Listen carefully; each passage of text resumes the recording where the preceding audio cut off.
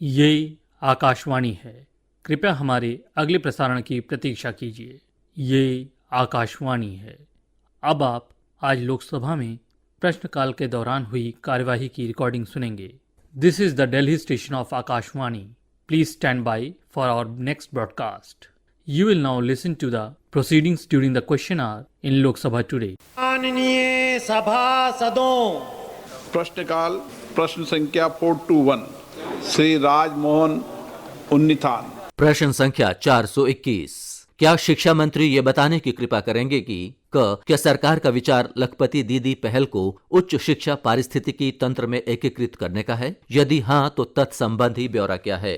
क्या केरल के किसी विश्वविद्यालय को वैश्विक शिक्षा केंद्र के विकास के लिए चुना गया है? यदि हाँ तो तत्संबंधी ब्यौरा क्या है? और उच्च शिक्षा के विस्तार में क्षेत्रीय समानता को सुदृढ़ करने के लिए सरकार द्वारा क्या कदम उठाए गए हैं अथवा उठाए जाने का विचार है? माननीय मंत्री महोदय। श्री धर्मेंद्र प्रधान, शिक्षा मंत्री की पटल पर उत्तर रखा गया। Shri Mallu Ravi. Thank you, sir, for giving me chance to ask the supplementary. Sir, will the Minister of Education be pleased to state whether any of the universities from the state of Telangana have been shortlisted or under consideration for recognition as global education hub institutions? Speaker sir, the question is something different, and Honorable Minister has specific question on whether any university has been identified in Telangana. Sir, today the question is something else. Shri Vishnudutt Sharma.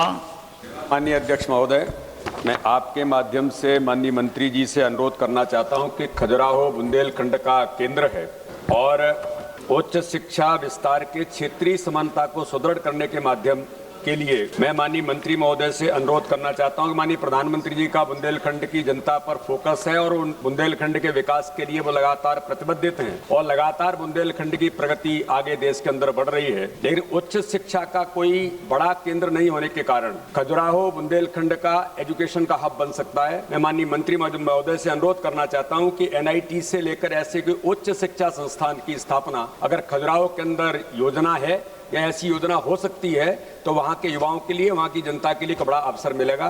यही मैं आपके माध्यम से अनुरोध करना चाहता हूँ। Speaker साहब, आदरणीय सदस्य ने एक बुंदेलखंड स्पेसिफिक एक प्रश्न पूछा है, लेकिन ये प्रश्न के जो मूल प्रश्न में जो तृतीय प्रश्न है कि रीजनल इक्विटी के बारे में उच्च शिक्षा में क्या योजना है, मैं एक विस्तृत उत्तर रखा गया है।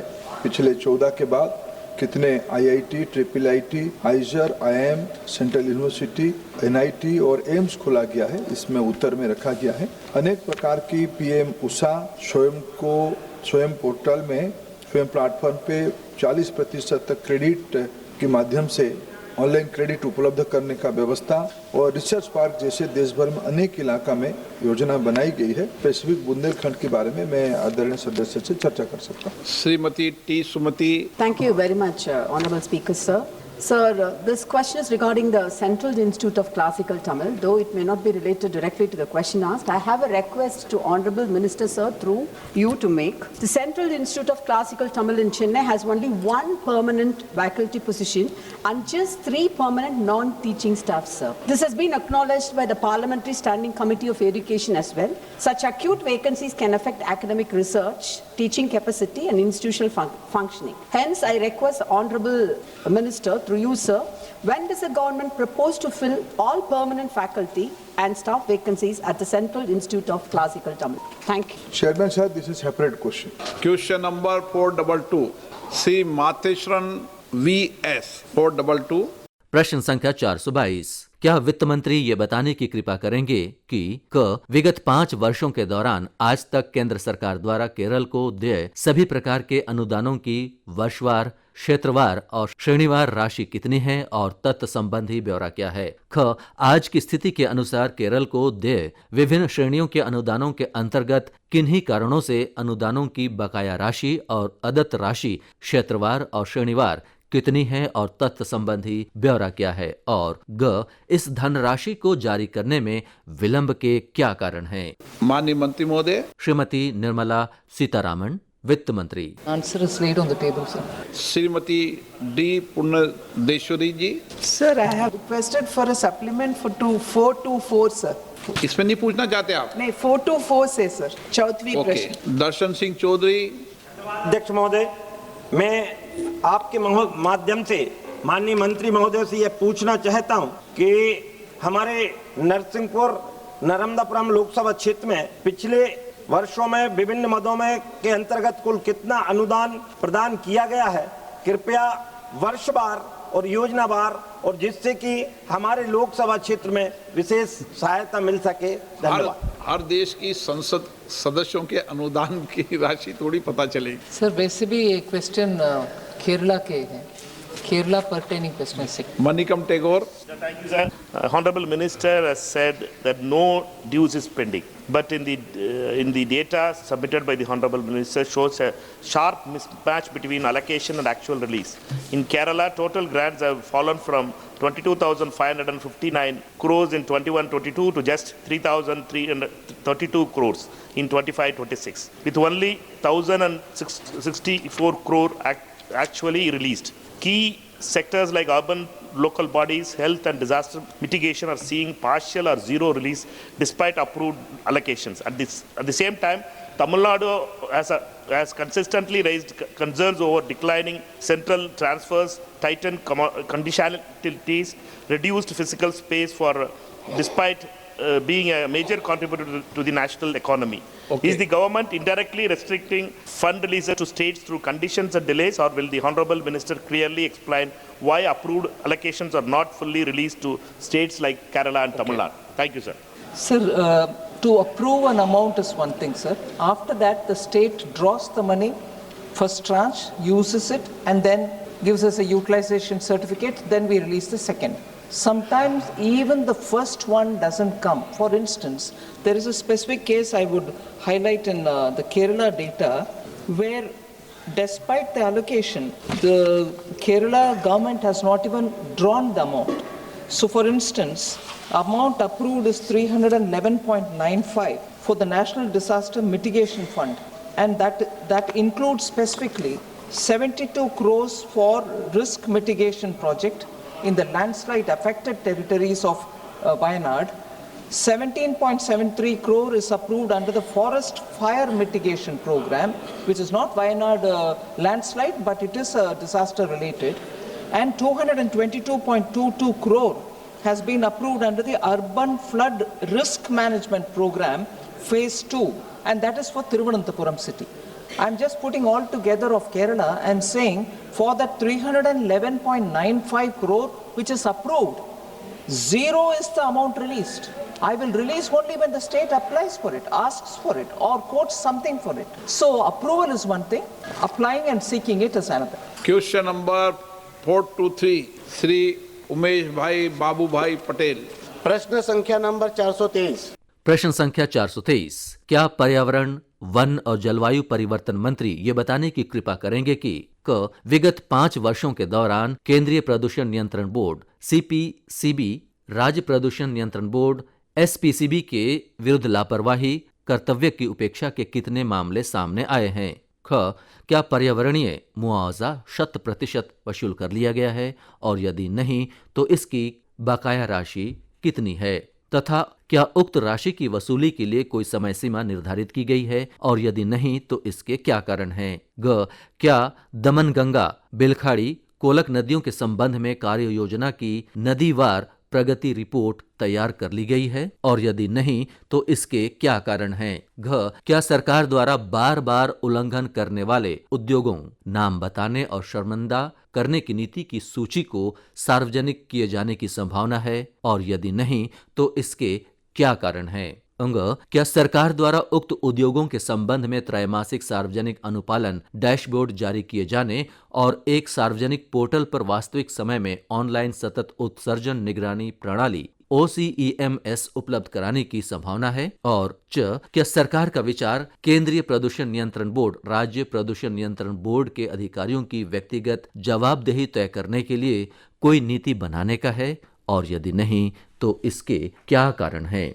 माननीय मंत्री महोदय। श्री कीर्तिवर्धन सिंह, पर्यावरण, वन और जलवायु परिवर्तन राज्य मंत्री। माननीय सदस्य, माननीय अध्यक्ष महोदय, मेरा संघ प्रदेश दमन वापी गुजरात के केमिकल एवं अन्य उद्योगों द्वारा छोड़े जा रहे जहरीले गैस और प्रदूषित जल से गंभीर संकट में है। कोल्लक नदी, बिलखाड़ी और दमनगंगा नदी आज नदियां नहीं बल्कि जहरीली नालियां बन चुकी है, जो हमारे समुद्र को भी काफी हद तक जहरीला और प्रदूषित कर रही है। इन उद्योगों के प्रदूषण से आज स्थिति यह है कि हमारे प्रदेश की जमीन, हवा और पानी जहरीले एवं प्रदूषित हो चुके हैं।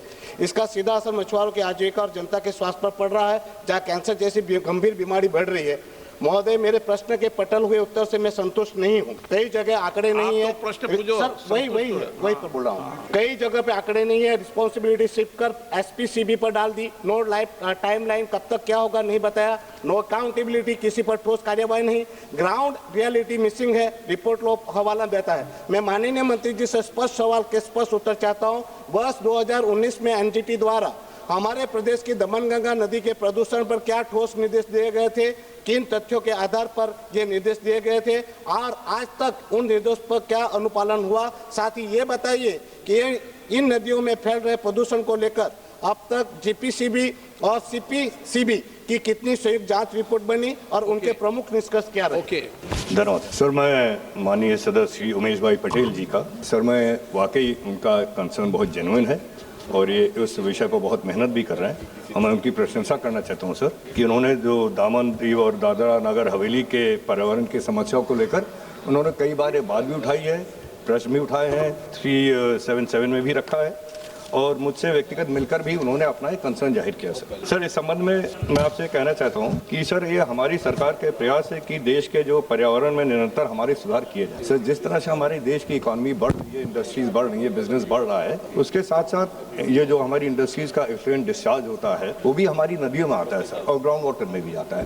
तो एक विषय है, कंसर्न है जिसको हम लोग भी पूरी मेहनत के साथ उसको हर स्तर पर एड्रेस भी कर रहे हैं सर। सर जहां तक माननीय सदस्य जी ने पूछा कि इस पर ठोस कार्रवाई क्या हुई है सर मैं माननीय सदस्य जी को निश्चिंत करना चाहता हूं कि सर ये उनके लेटर्स, उनके प्रयासों के बाद हमारे यहाँ जो ये दमनगंगा और कोलक नदी है जो आपका कंसर्न है, उसके हमारे ये स्टेट एक्शन प्लान भी बने हैं सर और उसकी मॉनिटरिंग भी हमारी रिवर मॉनिटरिंग कमेटी बराबर लगातार कर रही है। सर उसका रिजल्ट ये है कि जो हमारे दमनगंगा रिवर में जो पॉल्यूटेड रिवर स्टेज कैटेगरी 1 का था और उसके साथ साथ जो ये कोलक नदी में जो हमारा कैटेगरी 4 का था, उसमें लगातार इम्प्रूवमेंट हुआ है, उसमें लगातार वो पानी की गुणवत्ता में बढ़ोतरी हुई। सर उसमें जो एक्शन जो माननीय सदस्य जी ने पर्टिकुलरली पूछा है sir Gujarat pollution control board ने सर 1890 इंस्पेक्शन किए सर 1 जनवरी 25 से 24 फरवरी 20 सर ये वापी एरिया में किए और इन इंस्पेक्शंस का रिजल्ट ये रहा कि बोर्ड ने 196 शो कॉज नोटिस इशू की है अलग अलग इंडस्ट्रीज को माइनर वायलेशन के लिए, 36 नोटिस डायरेक्शन दिए हैं मीडियम वायलेशन के लिए और 36 क्लोजर डायरेक्शन भी दिए हैं जहाँ इंडस्ट्री ने बहुत ग्रेव वायलेशन बार बार किया था सर। इसी तरह गुजरात पोल्यूशन कंट्रोल बोर्ड ने एनवायरमेंटल कंपनसेशन भी लेवी किया सर, उसका अमाउंट है 1,81,13,000 रुपये।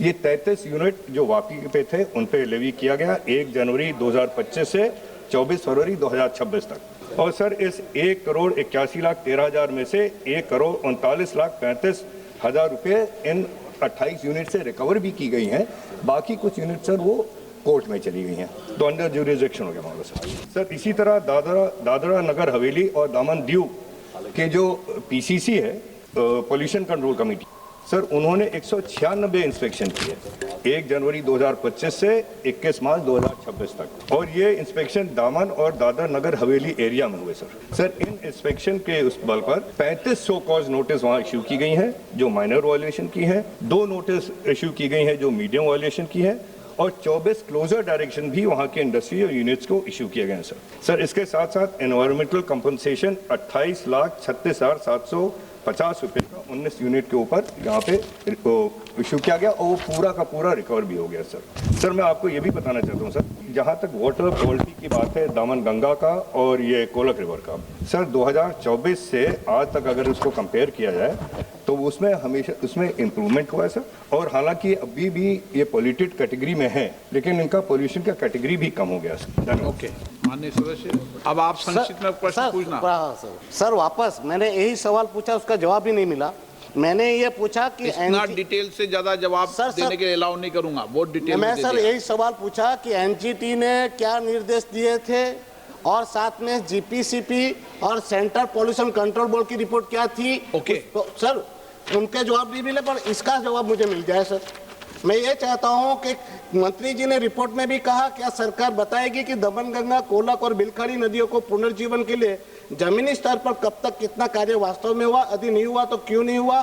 साथ में मुझे इतना ही स्पष्ट सर, एक सिर्फ बस हो गया माननीय मंत्री जी, जो आप देना सर जो नदियों की बात आप माननीय सदस्य जी कर रहे हैं सर, उस पर इतना एक्शन हो तो मैंने आपके सामने रख ही दिया सर। उसके साथ साथ जो एनजीटी द्वारा जो आप पूछ रहे हैं सर, इस जो एक ओरिजिनल एप्लीकेशन हुई थी सर 95/2018, उसमें एनजीटी ने ऑर्डर पास किया था डैमेज असेसमेंट के लिए on river Damanganga, cost of restoration, accountability and liability of industry in the वाकी एरिया। सर उन्हीं इंडस्ट्रीज को क्लोजर नोटिस और माइनर नोटिस और नोटिस दी गई है सर, उन्हीं इंडस्ट्रीज से पैसा भी लिया गया सर करोड़ों में।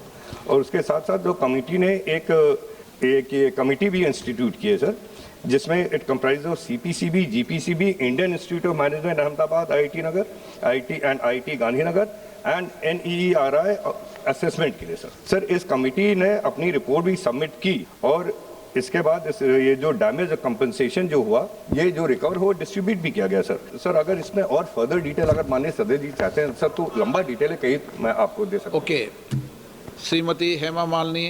Thank you so much. Speaker sir, air pollution ignores state boundaries, yet enforcement is fragmented across state pollution boards and local municipalities. Experts advocate for an airshed management approach, treating polluted areas as a single unit rather than separate states. I want to ask the Honorable Minister what steps the government has taken so far in view of airshed management approach and how effective are those steps in tackling the issues of raising air pollution in Mumbai, Delhi NCR and Ganga basin areas. Sir माननीय सदस्य जी का जो question है sir हालांकि वो directly इससे नहीं related है, लेकिन फिर भी मैं अश्योर करना चाहता हूँ कि हमारी सरकार देश में पोल्यूशन को कंट्रोल करने के लिए जितने प्रयास हैं सब पे पूरी तरह हम लोग कार्यरत हैं। और इसी को लेकर सर ये एक सेंट्रल पोल्यूशन कंट्रोल बोर्ड है हमारे देश में और उसके अंतर्गत हर स्टेट में एक स्टेट पोल्यूशन कंट्रोल बोर्ड है और यूनियन टेरिटरीज में पोल्यूशन कंट्रोल कमेटीज है। सर ये central pollution control board direction देता है जिसके अंतर्गत आपके ये जितने भी हमारे प्रदेश के पोल्यूशन कंट्रोल बोर्ड हैं और पीछे जो उसी के अंतर्गत काम करते हैं। आपका एकदम कहना सही है कि पोल्यूशन की कोई बाउंड्री नहीं होती है। अब जो ओरिजिनल सवाल था माननीय सदस्य जी का, जो ये नदियों का सवाल था सर, वो नदियाँ एक स्टेट से शुरू होती हैं और दूसरे स्टेट में जाके दामन में जाके फिर अरेबियन सी में गिरती हैं, तो जो पोल्यूशन होता है सारी जगह प्रभावित होता है। लेकिन वही मैं कहना चाहता हूँ कि हर जगह के पोल्यूशन के लिए एक तो हम लोगों के पास पोल्यूशन मॉनिटरिंग मैकेनिज्म हमारे यहाँ हर नदियों पे है, उसका मैं नंबर भी दे सकता हूँ और वो कांस्टेंट उनकी मॉनिटरिंग होती है और उनके डेटा के तहत जो मॉनिटरिंग स्टेशन जो डेटा देते हैं उस पर हम लोग CPCB भी इंस्पेक्शन करता है, स्टेट पोल्यूशन कंट्रोल बोर्ड भी इंस्पेक्शन करता है और PCC भी इंस्पेक्शन करा करते हैं सर। और जैसे जहाँ पे अगर पोल्यूशन बढ़ रहा है तो जो रिक्वायर्ड एक्शन है सर वो लिए जाते हैं। श्री मनीष तिवारी। अध्यक्ष जी आपका बहुत बहुत धन्यवाद। अध्यक्ष जी मेरा जो सप्लीमेंट्री सवाल है वो मूल सवाल से संबंधित नहीं है, पर क्योंकि मूल सवाल केंद्र शासित प्रदेश से जुड़ा हुआ है तो मैं आपके माध्यम से मंत्री जी का ध्यान आकर्षित करना चाहता हूं कि वर्ष 1958 में सुखना चौको के ऊपर डैम बना के चंडीगढ़ में सुखना लेक को स्थापित किया गया था। पिछले 68 वर्ष में 56% वो जो लेक का क्षेत्रफल है वो खत्म हो चुका है। जितने फीडर चैनल है उस लेक के वो सब में वीड्स के कारण बाकी चीजों के कारण वो पूरी तरह से चोक हो चुके हैं। अगर परिस्थितियां ऐसी ही रही तो ये सुखना लेक अगले 20 वर्ष में खत्म हो जाएगा। उच्चतम न्यायालय ने भी उच्च न्यायालय ने भी बहुत गहरी चिंता ये सुखना लेक को लेकर जताई है। मैं सिर्फ आपके माध्यम से मंत्री जी का ध्यान आकर्षित करना चाह रहा हूं कि ये बहुत संवेदनशील मामला है, कृपया करके इसके ऊपर जरूर ध्यान दीजिएगा। सर जैसा कि माननीय सदस्य ने कहा कि ये मूल सवाल से नहीं संबंधित है, लेकिन आपका जो कंसर्न है वाजिब है और सर ये हम लोग को हमेशा ध्यान रखना पड़ता है, क्योंकि जिस तरह से हमारी क्लाइमेट बदल रही है, जिस तरह से क्लाइमेट चेंज का फ़र्क आ रहा है और रेनफॉल पैटर्न्स बदल रहे हैं, कभी बरसात की कमी हो रही है, तो कई जगह हमारे जो जलाशय हैं इनके स्तर में गिरावट भी आ रही है और साथ साथ सिल्टिंग की भी प्रॉब्लम आ रही है। सर जो ये सुखना एरिया की बात करी है, ये वहाँ के जो प्रदेश सरकार है सर उनके अंतर्गत ये आता है। सर वो पीसीसी में ये पोल्यूशन कंट्रोल कमेटी के अंतर्गत उनको रिपोर्ट बनानी होगी सर। और सर मैं आपसे आपके ध्यान में देख लेना आप, ठीक है। चंद्रशेखर जी। धन्यवाद अध्यक्ष जी। अध्यक्ष जी 17 मार्च को क्वेश्चन नंबर 341 के जवाब में मंत्रालय द्वारा कहा गया कि पर्यावरण, वन और जलवायु परिवर्तन मंत्रालय द्वारा जानकारी के अनुसार मानव एनिमल कॉन्फ्लिक्ट जब होता है सर, तो 2023 में वो जो धनराशि थी बढ़ा के 5 लाख से 10 लाख कर दी गई। मेरे लोकसभा क्षेत्र नगीना में सर ये बहुत बड़ा इशू हुआ, मैंने कई बार इस सदन में उसको उठाया है। मेरे यहाँ सर 5 लाख रुपए मिलते हैं मात्र, महाराष्ट्र में 20 लाख रुपए मिलते हैं, यूपी में भी कई जगह सर ये है बहराइच वगैरह। मेरा आपसे आग्रह है सर मंत्री जी, आपके द्वारा मंत्री जी से, कि कहीं पे किसी की जान कीमत 20 लाख रुपए, किसी की कहीं 10 लाख रुपए, कहीं 5 लाख रुपए, ये गैर बराबरी खतरनाक है सर। रेगुलेशन बना के आप ही की सरकार डबल इंजन की उत्तर प्रदेश में सर वहां भी इसको लागू करवाएं। और ये इसमें अगर मंत्री जवाब देंगे तो धन्यवाद अध्यक्ष जी। क्या जवाब देंगे इसमें, ध्यान में आ गया, ठीक है। Question number 424 Shri Chauhan Ravindra Vasant Rao. Question number 424। प्रश्न संख्या 424। क्या वित्त मंत्री ये बताने की कृपा करेंगे कि क्या किफायती और मध्यम आय वर्ग के आवास के लिए विशेष खिड़की SWMIH स्वामी निवेश निधि से किफायती और मध्यम आय वाली रुकी हुई आवासीय परियोजनाओं को पूरा करने और स्थावर संपदा रियल एस्टेट क्षेत्र में संकटग्रस्त परिसंपत्तियों को संकट से निकालने में मदद की है? यदि हां तो विशेषकर संघ राज्य क्षेत्र जम्मू और कश्मीर और पाली लोकसभा निर्वाचन क्षेत्र सहित राजस्थान, झारखंड, मध्य प्रदेश, विशेषकर देवास और शाजापुर लोकसभा निर्वाचन क्षेत्र, महाराष्ट्र विशेषकर पालघर जिला और बेंगलुरु सहित कर्नाटक राज्य में सहायता प्रदान की गई परियोजनाओं, पूर्ण की गई आवासीय इकाइयों, लाभान्वित लाभार्थियों और निवेश की गई या निवेशकों को लौटाई गई पूंजी सहित तत्संबंधी ब्यौरा क्या है? कि सरकार ने विशेष रूप से कर्नाटक और मध्य प्रदेश राज्यों में आवास क्षेत्र में खरीदारों के विश्वास को पुनर्जीवित करने, नकदी में सुधार करने और दबाव को कम करने के संबंध में कोई महत्वपूर्ण प्रभाव देखा है? यदि हां तो तत्संबंधी ब्यौरा क्या है? और क्या सरकार का कर्नाटक राज्य विशेषकर बेंगलुरु और मध्य प्रदेश राज्य विशेषकर देवास, शाजापुर क्षेत्र में रुकी हुई और संकटग्रस्त आवासीय परियोजनाओं का समाधान करने के लिए उक्त निधि के दूसरे चरण का विस्तार करने या शुरू करने का विचार है? और यदि हां तो तत्संबंधी ब्यौरा क्या है? माननीय मंत्री महोदय। श्रीमती निर्मला सीतारामन, वित्त मंत्री। Honourable member.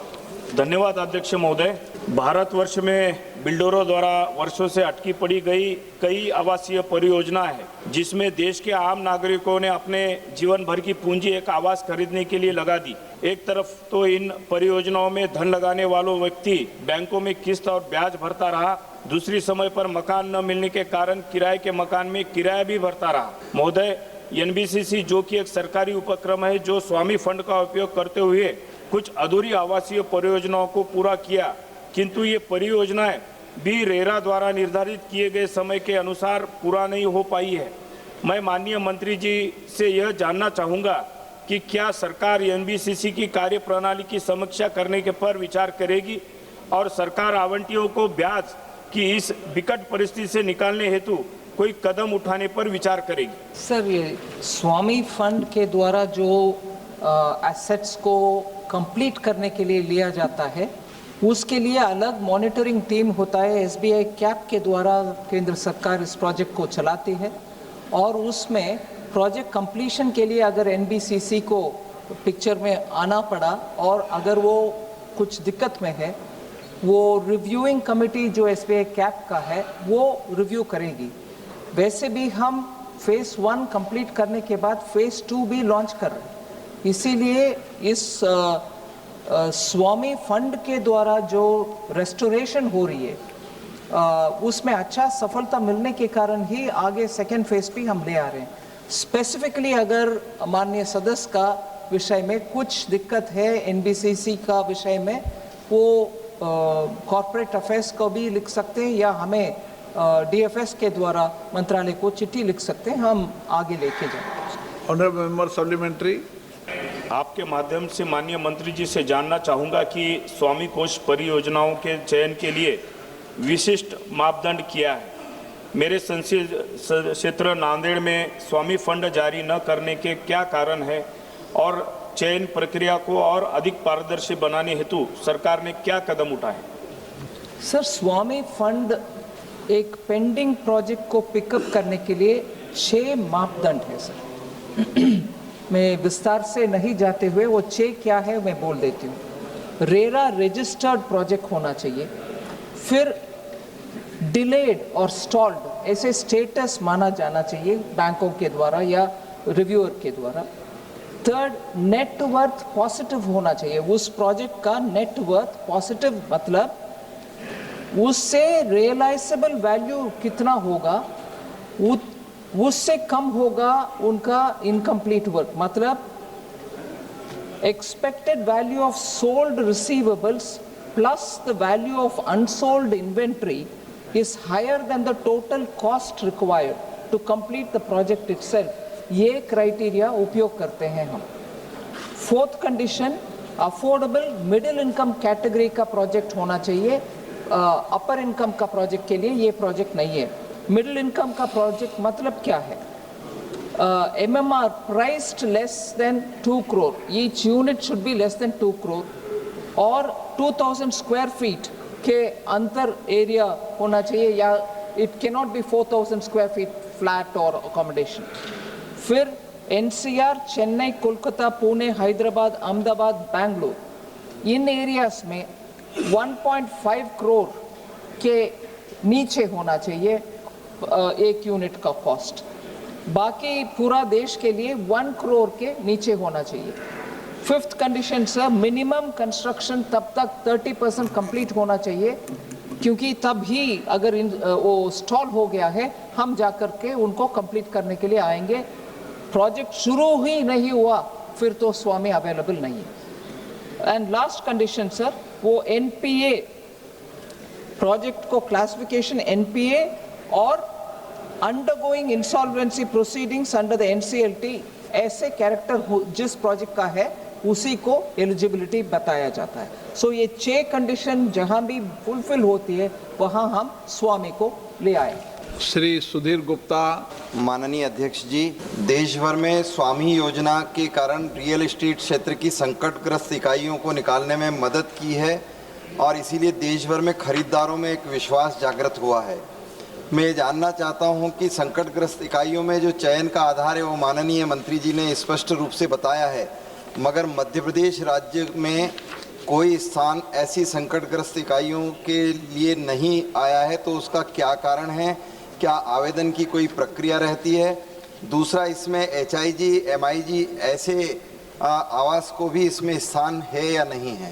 सर, जी स्पेसिफिक कारण मालूम नहीं है क्यों मध्य प्रदेश में एक भी प्रोजेक्ट एलिजिबल नहीं हुआ है, जबकि इस क्वेश्चन से संबंधित विषयों में एक एलैबोरेट करना चाहती हूँ। 13 प्रोजेक्ट्स राजस्थान में हम कर रहे हैं। 8 प्रोजेक्ट जयपुर में, जोधपुर में 1, कोटा में 1, भिवंडी में 3, ऐसे करके, मगर उस राजस्थान में पाली में एक भी नहीं है। सो ये 6 एलिजिबिलिटी क्राइटेरिया जहां भी हमें प्रोजेक्ट मिलता है वहां हम जाते हैं। महाराष्ट्र में 57 जगह पर स्वामी काम करती है। फिर बेंगलुरु में 6 प्रोजेक्ट्स हो रही है। सो सिर्फ मध्य प्रदेश में हमें एक भी प्रोजेक्ट नहीं है, मैं ये मानने को तैयार हूँ, मगर क्राइटेरिया शायद मिला नहीं है, मेल नहीं बैठा। श्री रमाशंकर राजभर।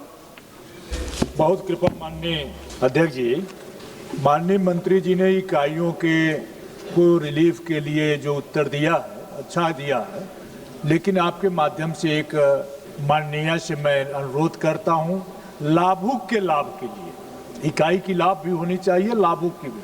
महोदय, आप अवगत हैं, मैं आपके प्रश्न से जुड़ा हुआ मामला नहीं, लेकिन आपके साथ ज्ञान में डालना चाहता हूं। सहारा निवेशकों का पैसा जो जमा धन है, महोदय, कुछ स्कीमों का कुछ पैसा आप भुगतान कर रहे हैं, लेकिन जब तक सभी सहारा के सभी स्कीमों के सभी पैसे नहीं भुगतान होंगे तो मध्यम आय वर्ग का आदमी घर कैसे बनवा पाएगा, कैसे खरीद पाएगा? बेटी की शादी है, पैसा ये जमा है, कुछ उपाय करिए।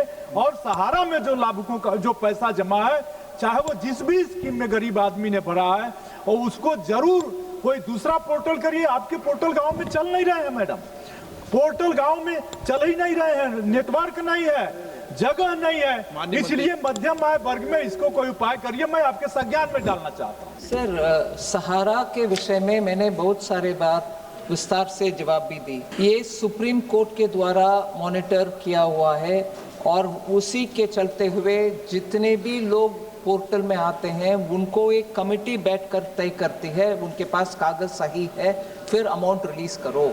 अगर नेटवर्क के कारण किसी एक गांव में ये पोर्टल काम नहीं करता, मैं माननीय सदस्य से रिक्वेस्ट करती हूं कि वो चिट्ठी लिखें, मुझे लिखें, मैं उनको सही जगह पहुंचा दूंगी और उसका जवाब भी उनको मंगवाऊंगी।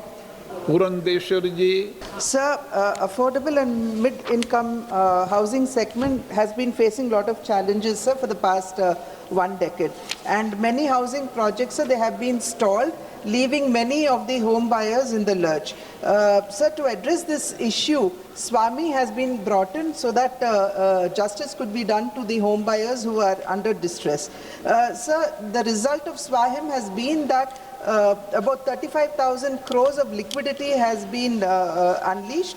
There are about 50,000 housing units that have been completed, and over 130 projects are benefiting about 1 lakh home buyers have happened so far.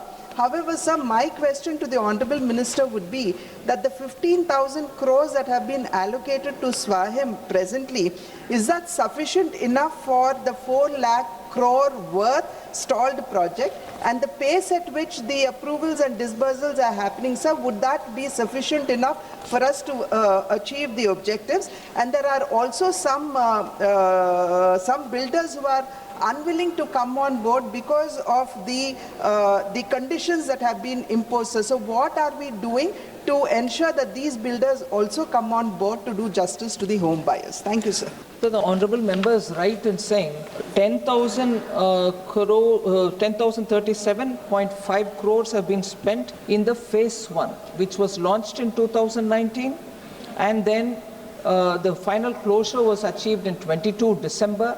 For that phase 1, 15,531 crore was assigned, of which 10,000 has been spent, and the number of houses have been already given in terms of number of units which have got completed, and that is 63,200, and with a total of 1,01,443 homes which are in the portfolio to be completed. Only because phase 1 succeeded in achieving its goals, but yet there were a lot of other people who were left without a solution for the stalled projects, have we launched the second phase, which is Swami category. Second fund has been launched, and the first one got completed in 22, second one is ongoing. For those which have not been coming under the phase 1, and therefore now the second one will have to take up the fresh, but which have been remained stalled for some time. But the specific question of how some of them wouldn't want to come on board is the conditions are minimum conditions. If they are not able to fulfill one of them or two of them, they certainly will not be able to come on board. But if there are specific builders who think because of the condition, but otherwise their case is genuine, they can always approach the fund and ask them to consider their project, send a copy to us so that we'll also pursue it, because our intention is to complete as many stalled projects so that the middle income group which is affected severely can get a redressal. Question number 425, Sri Lao Sri Krishna Devrailu. Question number 425, sir.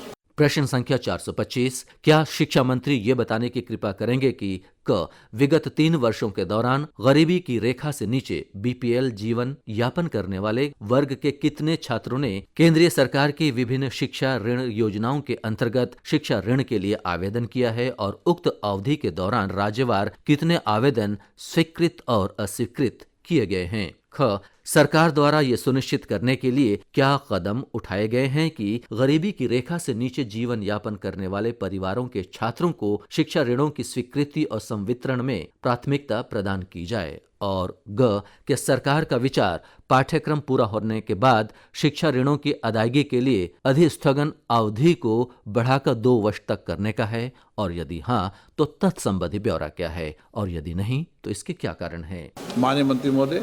Shri Dharmendra Pradhan, शिक्षा मंत्री। माननीय सदस्य। Sir, thank you, sir. So, more than anyone in this house, you know the importance of education, sir, coming from Kota. So, the gross enrollment ratio in schools have reached almost 100%. It's a success of what we have seen in this country. And even in the higher education also, GR has reached to 29.5%, sir. But only 4% of the students who are enrolled in higher education are able to get institutional credit from the banks. That is the report that's been come out, sir. And coming from the constituency of Palnadu, it is even less, very backward constituency. And also on top of that, the PM Vidya Lakshmi scheme interest subvention, in the answer that the minister has given, only 1 lakh students are eligible for the interest subvention. Andhra Pradesh was given only 3,429 slots, and there are 14 lakh students studying in higher education. On one side, only 4% of the people are having access to the institution credit. On the other side, institutional credit, institutional subvention, interest subvention is given only to 3,400 in Andhra Pradesh, which is very low. So, is government looking at increasing, having a target district-wise, and increasing these slots for students to get institutional credit, as well as increase the number of PM Vidya Lakshmi interest subvention scheme to more number of students, so students can get better credit and access to better credit. Thank you, sir. Speaker, sir, let me clarify one thing first. In the beginning, that there is no quota, there is no allocation state-wise or district-wise. As on today, there are 2 major schemes from Government of India side. One is taken care by the Minister of Education, and another is taken care by Minister of Finance through the Indian Association of Banks. So these 2 schemes, a very qualitative, open-ended approach is there. This is open to all kind of students. In the PM Vidya Lakshmi scheme, quality higher education institutions are identified. All the central institutions, almost all the IIT, all NITs, all IIIT, all central universities, all IIMs. In any institutions, any number of students can apply. They can go through the process. They can be selected. That beyond, top 200 NIRF rank institution by state governments, state universities, state institutions, and 100 top NIRF institutions through private sectors, private institutions. That means our basket, our net is very wide. Any student can apply. In another scheme, Model Education Loan Scheme by Banking Association, all recognized courses of Indian higher education institutions plus studies abroad. This is a very wide scheme, and looking into honorable members' concern, since last 2 years, government has redesigned with consultation of Ministry of Finance. PM Vidya Lakshmi is a very progressive scheme. This is less interest rate. There is no guarantor, no collateral guarantee, and the payback period is a longer period up to 15 years, and the family income is also very liberal, and the interest up to interest rates are very moderate also, 3% to a little bit more.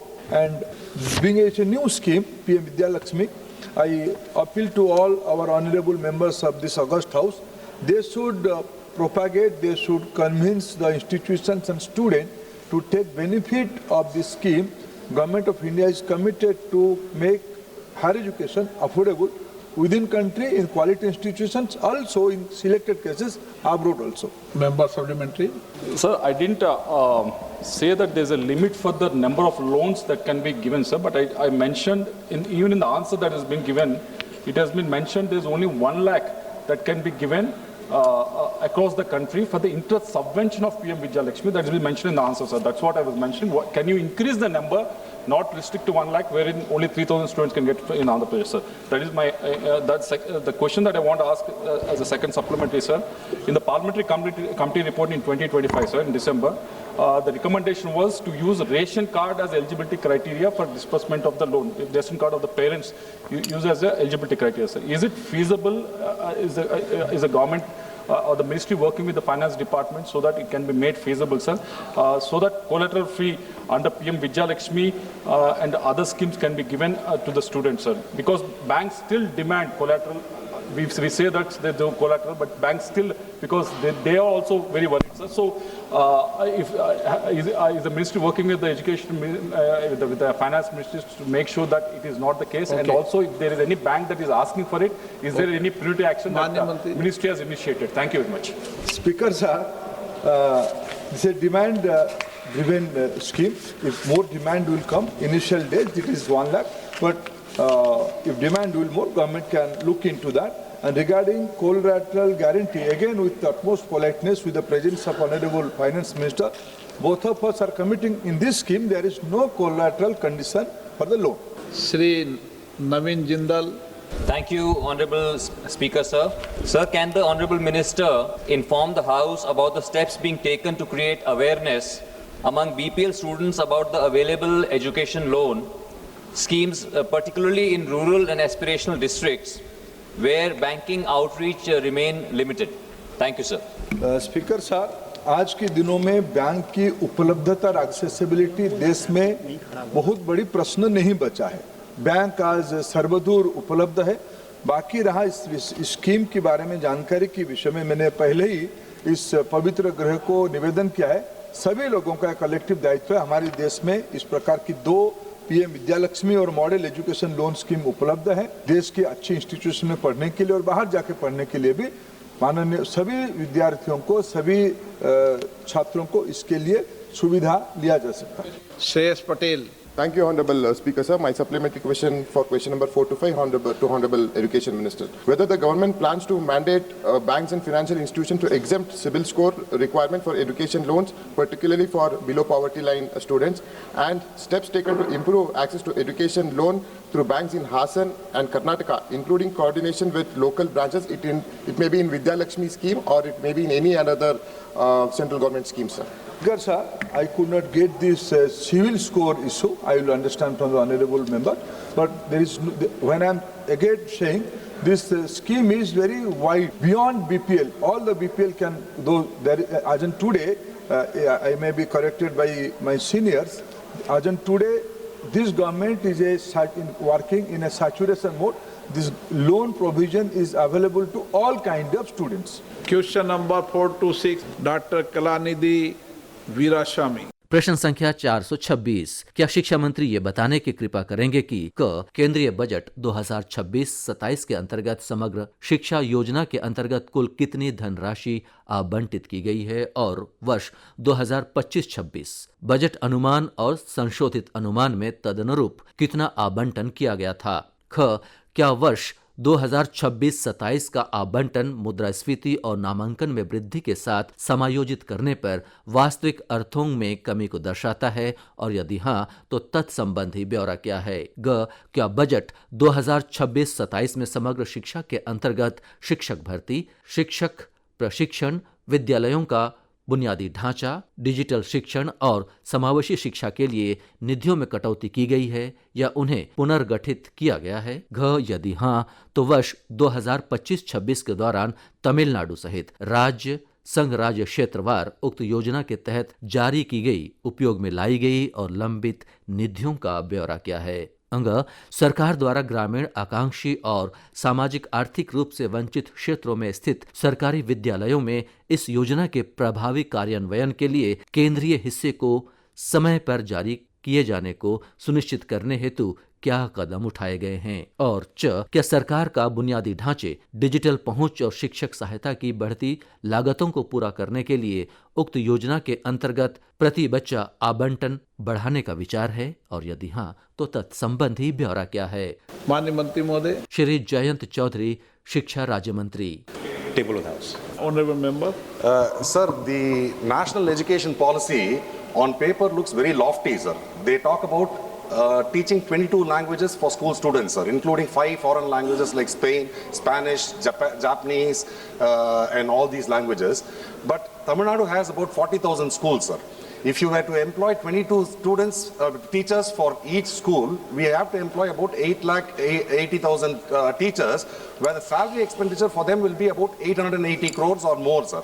So I'm wondering if whether anywhere in the country they have this program where they are doing this, and also when we are talking about the allocation and the amount disbursed, about 47,310 crores has been allocated. We are in the fag end of the year, sir, in March, and in the financial year is going to get over, and only 28,046 crores has been given to the state, sir.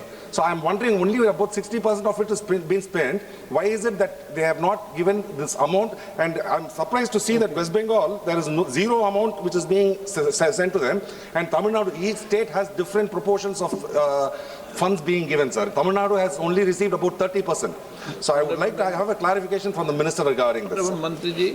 Sir, a number of questions have been asked. First of all, sir, I think he is relating to multilingualism as it is being promoted in NEP. Sir, through you, I'd like to remind the Honorable MP, he himself is a doctor. And in NEP, he understands the impact of education that is had in his own life. NEP in para 4.13 explicitly calls for multilingualism. And it is clear that the impact on the learning capacity and the outcomes is, if you are exposed at a young age to many languages, is clear. Therefore, sir, NEP calls that across our states, we must build the capacity in schools to teach 3 languages. And till the age of 15 at least, there needs to be a proficiency built specifically in 2 languages which are mother languages, and third language, sir, it's completely up to the demand. So it's up to the states to really implement it. Under Samagra Shiksha, we do provide support, sir, for teacher appointment, for language teacher appointment. This is a new component that was added in Samagra Shiksha 2.0, sir. With regards to fund flow, sir, Tamil Nadu has had certain reservations that from time to time they have expressed. Largely, they have brought it down to diluted NEP to 2-language formula, and that is the basis of their objection. Again, through you, sir, I'd remind the Honorable MP that there is absolutely no imposition of any language.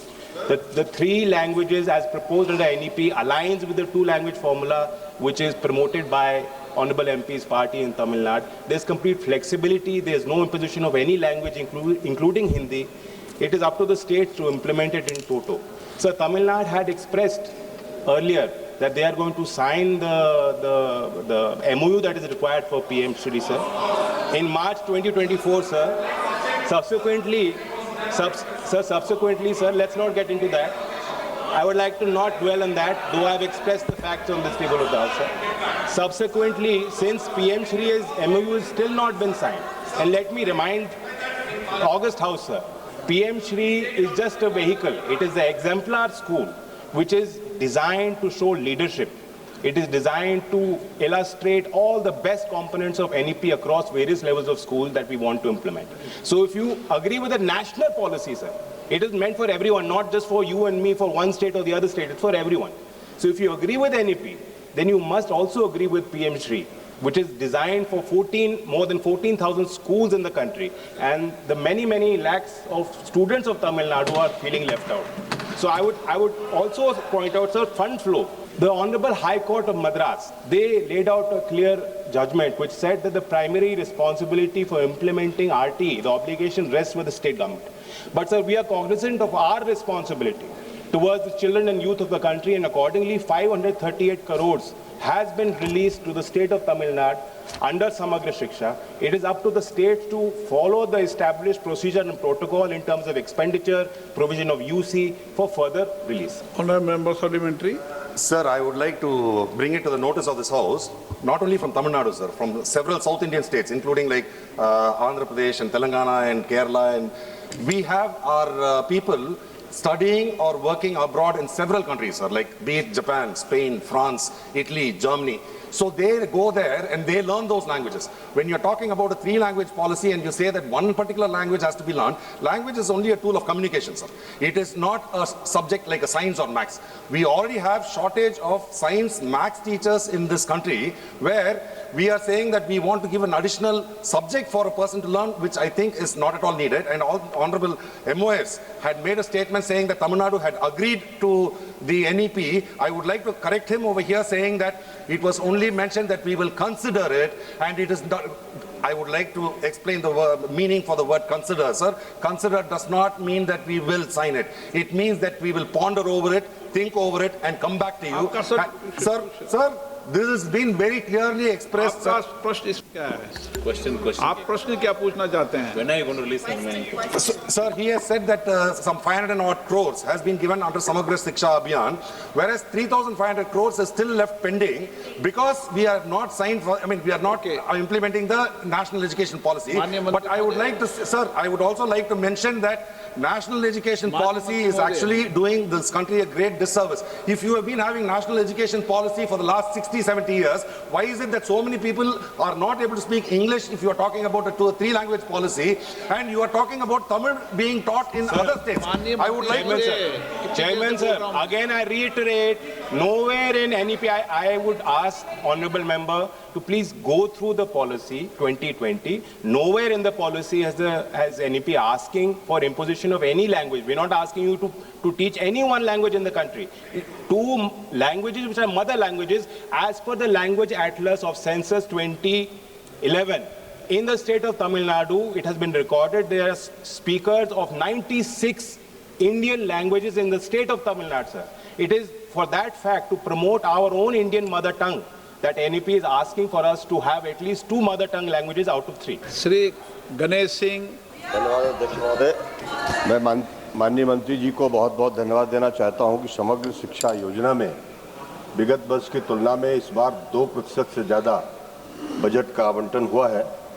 लेकिन मैं उनकी जानकारी में एक विषय लाना चाहता हूं कि हमारे मध्य प्रदेश में हमारे लोकसभा क्षेत्र में हमने जब समग्र शिक्षा योजना के तहत विद्यालयों के नए भवन के लिए और बुनियादी आवश्यकताओं को पूरा करने के लिए जब हमने उनसे जानकारी चाही तो उन्होंने कहा कि बजट के आवंटन की कमी है।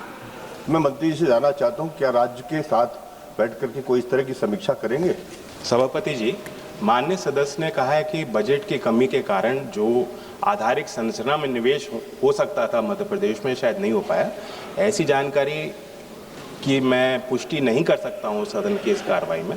मैं इतना ही कहूँगा कि समग्र शिक्षा में जो भी प्रस्ताव होते हैं वो राज्य सरकार अपनी प्राथमिकता के अनुरूप यूडाइस प्लस में जहां गैप दिखता है, जो इंफ्रास्ट्रक्चर में कमी है, स्कूल लेवल इन्फॉर्मेशन को यूडाइस प्लस के माध्यम से शेयर किया जाता है सेंट्रल गवर्नमेंट पे, वो एक रिपोजिटरी है नॉलेज की, और स्टेटिस्टिक्स वहां हम देखकर ही जो पीएबी जो प्रोजेक्ट अप्रूवल बोर्ड है वहां राज्य के प्रस्ताव की सुनवाई होती है, समन्वय बनाकर बातचीत करके ही वो तय किए जाते हैं और उसी के हिसाब से आवंटन होता है। श्री राहुल कसवा। सर, मेरा ये प्रश्न ये रहेगा कि सर जो समग्र शिक्षा अभियान का जो पैसा राजस्थान को मिला है सर, उसका 50% भी स्टेट गवर्नमेंट अलॉटमेंट अपना खर्च नहीं कर पाई है। और सर जब इसके एनुअल प्लान में ये साफ लिखा गया है कि स्टेट इसका एक एनुअल वर्क प्लान बनाएगा, तो सर इस एनुअल वर्क प्लान में जब स्टेट गवर्नमेंट से पैसा ही खर्च नहीं कर पा रही और राजस्थान के अंदर सर हाई कोर्ट की रूलिंग है कि 83,000 रूम्स तो ऐसे हैं जिसमें बैठने लोग ही नहीं है और 2.5 लाख रूम्स को आपको जर्जर हालत में है, तो क्या एक्शन प्लान के अंदर राजस्थान के जन सांसदों को भी डिस्ट्रिक्ट एक्शन प्लान पे और स्टेट लेवल पे जो हमारी दिशा की कमेटी होती है ऐसे एक्शन प्लान में सांसदों को शामिल करके एक्शन प्लान एग्जीक्यूट किया जाएगा? आदरणीय अध्यक्ष जी, सदस्य जी ने जो प्रश्न पूछा है, आप निश्चित रूप में दिशा में शिक्षा के ऊपर, शिक्षा की व्यवस्था के ऊपर आप समीक्षा कर सकते हैं। बाकी रहा राजस्थान की समग्र शिक्षा में आवंटन के बारे में, मैं आपको इस आपके माध्यम से गृह को आश्वस्त करना चाहता हूं। राजस्थान इस बार भारत सरकार की संसाधन लेने में बहुत अग्रणी रहेगा। अभी तक जो राजस्थान की चर्चा हुई है, आप स्वयं अध्यक्ष जी भी उसमें से अपना भूमिका निभाई है। राजस्थान प्राथमिक शिक्षा में अच्छा करता है। अभी के हमारे राजस्थान की सरकार और भारत सरकार मिलकर वहाँ की व्यवस्था को और बढ़ाया जाएगा। क्वेश्चन नंबर 4 to 7 विभू प्रसाद तराई। विभू प्रसाद तराई। प्रश्न संख्या 427। क्या शिक्षा मंत्री ये बताने की कृपा करेंगे कि क भारत की विकासशील अर्थव्यवस्था के लिए अंतर विषयक अनुसंधान योजना स्ट्राइड के कार्यान्वयन की राज्य, संघ राज्य, क्षेत्रवार और संस्थानवार वर्तमान स्थिति और इसके उद्देश्यों एवं घटकों का ब्यौरा क्या है। ख इस योजना के तहत वर्तमान में सहायता प्राप्त उच्च शिक्षण संस्थानों की संख्या कितनी है और विगत 3 वित्तीय वर्षों के दौरान आवंटित और जारी की गई धनराशि का राज्य, संघ राज्य, क्षेत्रवार विशेष रूप से महाराष्ट्र और आंध्र प्रदेश संबंधी ब्यौरा क्या है। ग क्या घटक 1 के तहत चयनित संस्थानों के लिए प्रारंभिक 3 वर्षीय चक्र पूरा हो गया है और क्या उनकी मूल्यांकन रिपोर्ट प्राप्त हो गई है। घ यदि हाँ तो अनुसंधान क्षमता वृद्धि, नवाचार, पेटेंट, स्टार्टअप और सहयोगात्मक परिणामों के संदर्भ में मुख्य उपलब्धियों का राज्य, संघ राज्य, क्षेत्रवार ब्यौरा क्या है। क्या उच्च शिक्षण संस्थानों में जिसे महाराष्ट्र के विशेषकर जलगांव क्षेत्र और आंध्र प्रदेश के संस्थानों को लाभ प्राप्त हो, अंतर विषयक अनुसंधान को और मजबूत करने के लिए स्ट्राइड योजना के तहत किसी विस्तार, पुनर्गठन या अतिरिक्त घटकों को पेश किया गया है। च यदि हाँ तो तत्संबंधी ब्यौरा क्या है। श्रीमती स्मिता उदय बाग। नंबर 4। आपको ट्यूशन नंबर बोलने की जरूरत नहीं, तो सेकंड वाला बोलता है। माननीय अध्यक्ष महोदय, क्या सरकार यह सुनिश्चित करने के लिए विशेष कदम उठा रही है कि महाराष्ट्र विशेषकर जलगांव जैसे अर्ध शहरी व ग्रामीण क्षेत्रों के विश्वविद्यालय और कॉलेज का स्ट्राइक योजना का अधिकतम लाभ उठा सके। साथ ही क्या सरकार इन क्षेत्रों को अनुसंधान अवसंरचना संकाय विकास प्रशिक्षण एवं सहयोगी शोध नेटवर्क रिसर्च क्लस्टर को मजबूत करने हेतु कोई अतिरिक्त सहायता का विशेष प्रावधान करने का विचार कर रही है। यदि हाँ तो कृपया इसका विवरण प्रदान करने की कृपा करें। श्री धर्मेंद्र प्रधान, शिक्षा मंत्री। स्पीकर साहब, अभी माननीय सदस्य जी ने उच्च शिक्षा संस्थानों में अनुसंधान के बारे में जो स्ट्राइड स्कीम चलती थी उसके बारे में प्रश्न पूछा या उसके अतिरिक्त और कोई व्यवस्था है इसके बारे में उन्होंने चर्चा किया। मैं आदरणीय सदस्य को ये कहना चाहता हूँ कि स्ट्राइड स्कीम 2023 में समाप्त हुई है। उसके उपरांत हायर एजुकेशन में अनुसंधान के लिए गैर वैज्ञानिक विषयों में अनुसंधान के लिए काफ़ी पर्याप्त मात्रा में व्यवस्था किया गया है।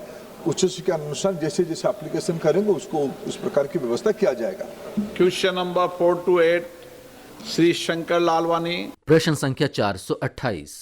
क्या पर्यावरण, वन और जलवायु परिवर्तन मंत्री ये बताने की कृपा करेंगे कि क नगर वन योजना के कार्यान्वयन की वर्तमान स्थिति क्या है और इस योजना की शुरुआत में अब तक स्वीकृत और विकसित किए गए नगर वनों और नगर वाटिकाओं की राज्य, संघ राज्य, क्षेत्रवार संख्या कितनी है। विशेषकर क्योंझर, नबरंगपुर, दुर्ग, सीधी और शहडोल लोकसभा निर्वाचन क्षेत्रों, महाराष्ट्र के पालघर जिले और राजस्थान के नाथद्वारा क्षेत्र सहित राजसमंद, जालोर और सिरोही जिलों का तत्संबंधी ब्यौरा क्या है। ख नगरों में वनीकरण और उनके रखरखाव के लिए स्थानों के चयन हेतु अपनाए गए मानदंड शामिल किए गए क्षेत्र का दायरा और प्रति हेक्टेयर प्रदान की जाने वाली सहायता का ब्यौरा क्या है। ग क्या उक्त स्थानों सहित देश में नगर वनों के प्रबंधन में स्थानीय निकायों, शैक्षणिक संस्थानों और नागरिकों की भागीदारी को प्रोत्साहित करने के लिए कोई तंत्र स्थापित किया गया है।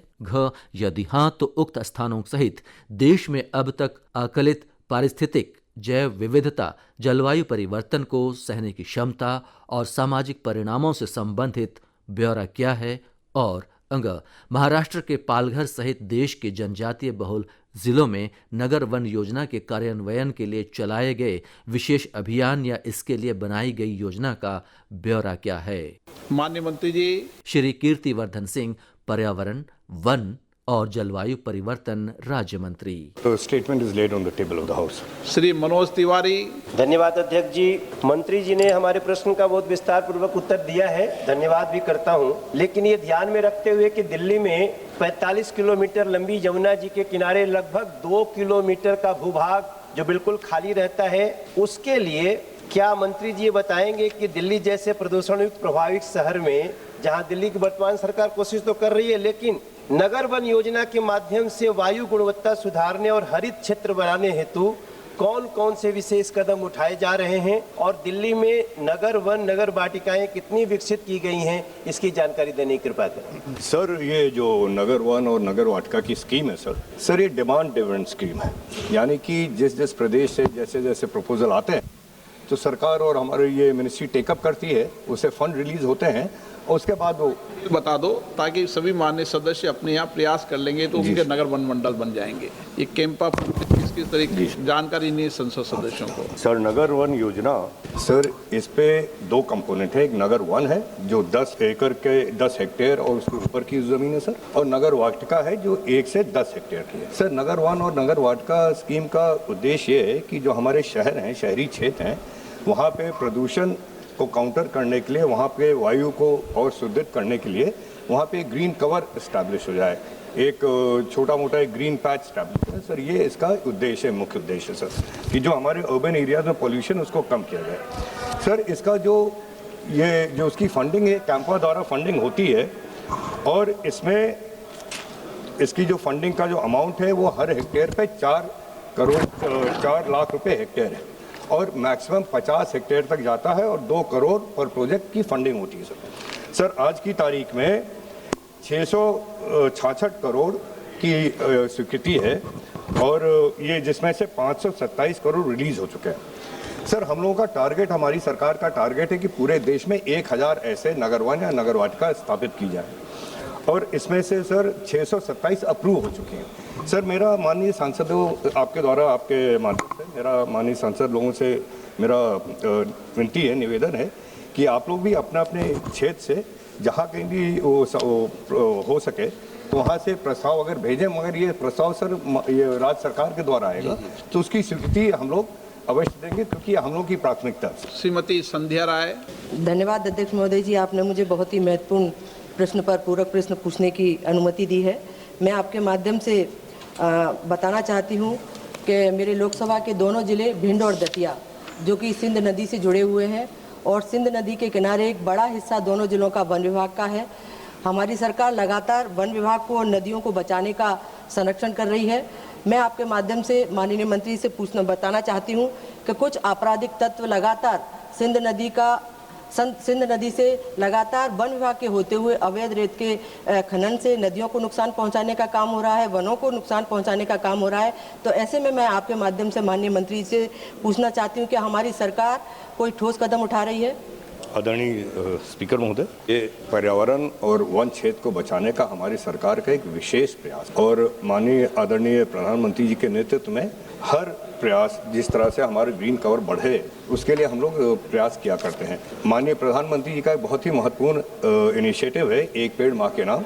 उसके तहत भी करोड़ों की संख्या में पिछले विगत वर्षों में पेड़ लगाए गए। जो माननीय सदस्य जी का कंसर्न है कि उनके एक क्षेत्र में नदी के किनारे वो माफियाओं द्वारा जंगल का नुकसान हो रहा है, सर ये मैं कहना चाहता हूँ कि ये बहुत ही एक क्रूशल विषय है और इसके लिए प्रदेश सरकार के पास सारे उनके पास प्राविधान है कि ऐसे वन माफियाओं को वो रोकें और जंगल। ओके सर, ये नदी के किनारे की कटान की भी बात आपने माननीय सदस्य जी ने कहा है और वन की भी बचाने की संरक्षण की बात कही है। तो रेत माफिया हो या वन माफिया हो, उसके लिए प्रदेश सरकार के पास सारे कानून उपलब्ध हैं जिसके द्वारा वो ऐसे गतिविधियों को रोक सकते हैं। प्रश्नकाल समाप्त। अभी आप आज लोकसभा में प्रश्नकाल के दौरान हुई कार्यवाही की रिकॉर्डिंग सुन रहे थे। You were listening to the proceedings during the question hour in Lok Sabha today. This broadcast came to you from Delhi station of Akashvani.